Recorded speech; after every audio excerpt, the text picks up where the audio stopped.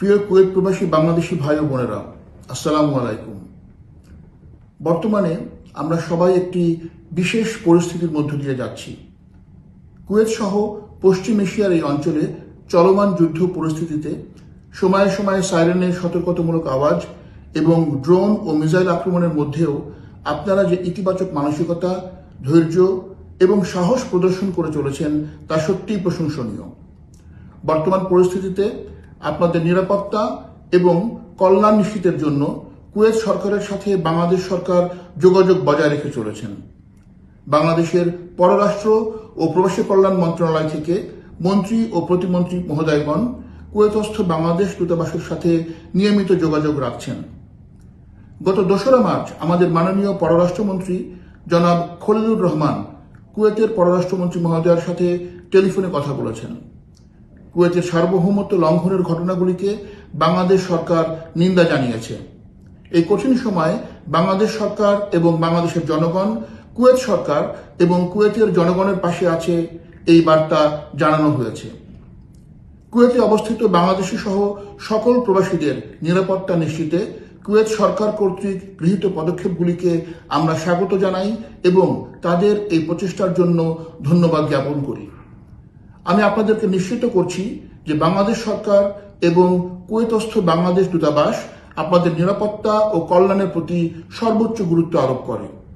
এই বিশেষ পরিস্থিতিতে কুয়েত প্রবাসী বাংলাদেশিদের জন্য কুয়েতস্থ বাংলাদেশ দূতাবাস কর্তৃক গৃহীত ব্যবস্থাগুলির মধ্যে উল্লেখযোগ্যগুলি হল: জরুরি প্রয়োজনে দূতাবাসে যোগাযোগের জন্য 3টি হটলাইন নম্বর 24 ঘন্টা চালু রাখা হয়েছে। এছাড়া কোনো তথ্য জানার জন্য অথবা যোগাযোগের জন্য একটি ইমেইল অ্যাড্রেসও চালু রাখা হয়েছে। দূতাবাস কর্তৃক নিয়মিত সকল প্রকার কনসুলার এবং অন্যান্য সেবা প্রদান চালু রাখা হয়েছে। দূতাবাসের অফিসিয়াল ওয়েবসাইট এবং ভেরিফাইড ফেসবুক সহ অন্যান্য সোশ্যাল মিডিয়ায় আপনাদের জন্য প্রয়োজনীয় তথ্য এবং কুয়েত সরকারের বিভিন্ন নির্দেশনা নিয়মিত প্রকাশ করা হচ্ছে। যে সকল বাংলাদেশি ট্রানজিট বিমান যাত্রী ফ্লাইট বাতিল হবার কারণে নিয়মিত বিমান যাত্রা করতে না পেরে কুয়েতে আটকা পড়েছেন, তাদের গন্তব্যে ফেরার জন্য সংশ্লিষ্ট বিমান সংস্থা এবং দূতাবাসের সাথে যোগাযোগ করে তাদের যাত্রার ব্যবস্থা করা হচ্ছে। আপনাদেরকে আমি অনুরোধ করব, বর্তমান পরিস্থিতিতে আপনারা সকলে বিশেষ সতর্কতা অবলম্বন করুন। জরুরি প্রয়োজন ছাড়া বাইরে বের হওয়া থেকে বিরত থাকুন। নিজ বাসস্থান অথবা নিরাপদ স্থানে অবস্থান করুন।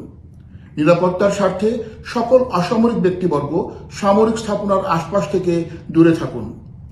পরিস্থিতি বিবেচনায় নগদ টাকা, কুয়েতের civil ID, health insurance card, mobile phone, power bank, mobile phone charger সবসময় নিজের কাছে রাখুন।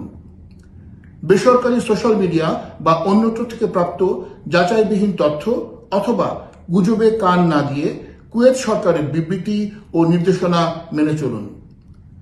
বিভিন্ন তথ্য ও নির্দেশনা জানার জন্য কুয়েতস্থ বাংলাদেশ দূতাবাসের সরকারি ওয়েবসাইট এবং ভেরিফাইড ফেসবুক সহ দূতাবাসের অন্যান্য সোশ্যাল মিডিয়ায় প্রতিদিন চোখ রাখুন।